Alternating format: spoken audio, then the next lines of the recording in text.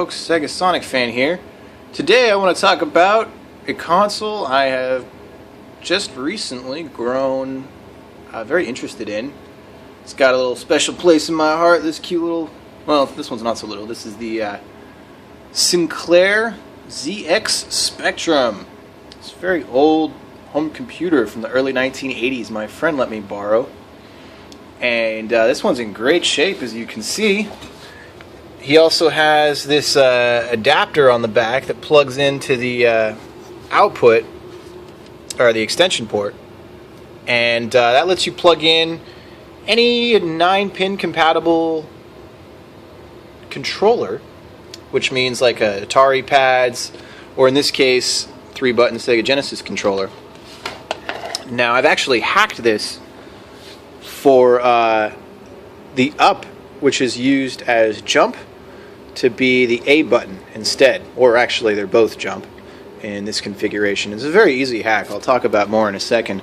But the reason I'm really excited about this console right now is for a new game that came out last year in 2015 called Castlevania.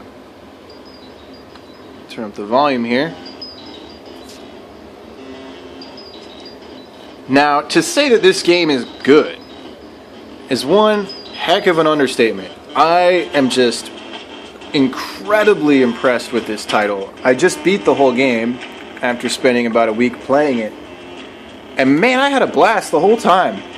The music's fantastic. The level design is just top-notch. And they really push the hardware. This is a homebrew game made by a group of people that call themselves Rewind. You'll notice a lot of flickering, by the way, because this is playing in 50 Hertz. On an actual NTSC television, there's some hackery I did, which I'll talk about in a second, that made that possible.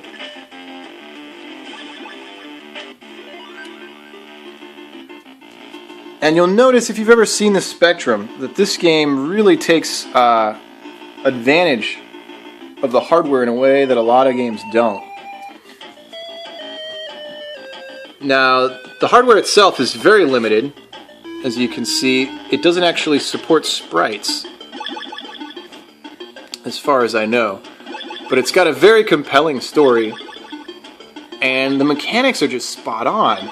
The developers of this game have obviously played their Castlevania quite a lot, and they kind of have a mashup in this one of Dracula X, the Turbo Duo version, and mixed with a little bit of Simon's Quest from the original Nintendo. This game was supposed to be just a port of Simon's Quest, but turned into its own full-fledged title. There are a ton of power-ups in this game, a bunch of secrets in hidden rooms, and unlike most all homebrews that I've played, it doesn't actually lose steam. So many homebrew games, you know, for lack of interest or funding, really kind of lose steam halfway through the game.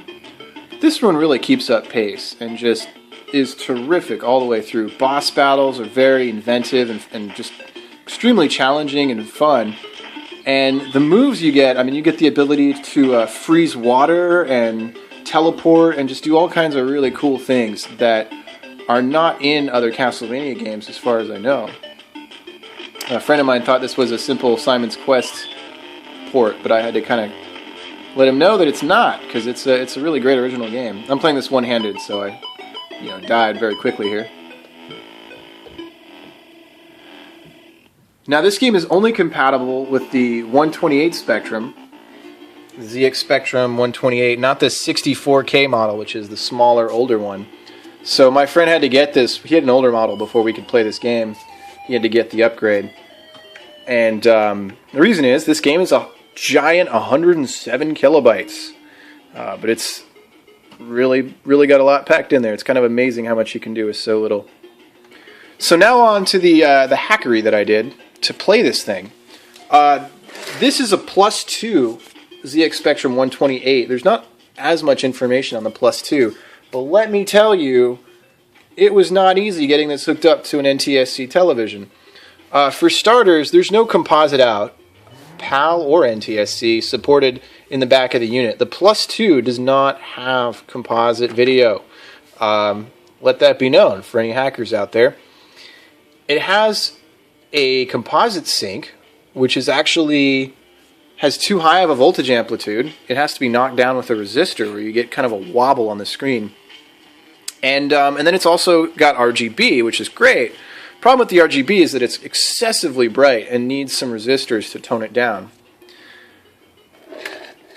And I also was hoping to find a way to use some sync strippers and converters to get the frequency of the vertical sync from 50 Hertz to 60 Hertz.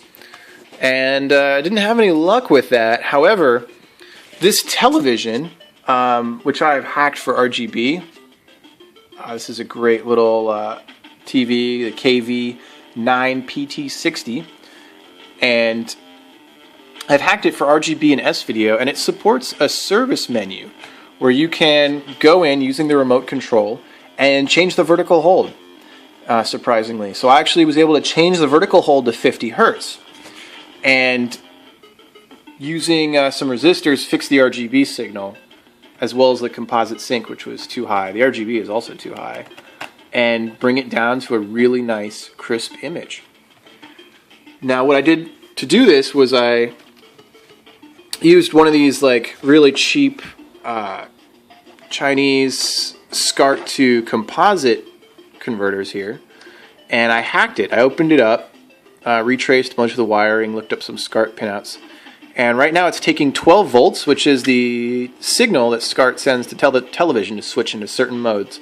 It's taking that 12 volts from the Spectrum, running it through a 7805 voltage converter internally, and then that is going to a sync splitter, which gives us horizontal and vertical sync from the composite, as well as composite sync that's kind of cleaned up a little bit. And then that is fed on to the monitor.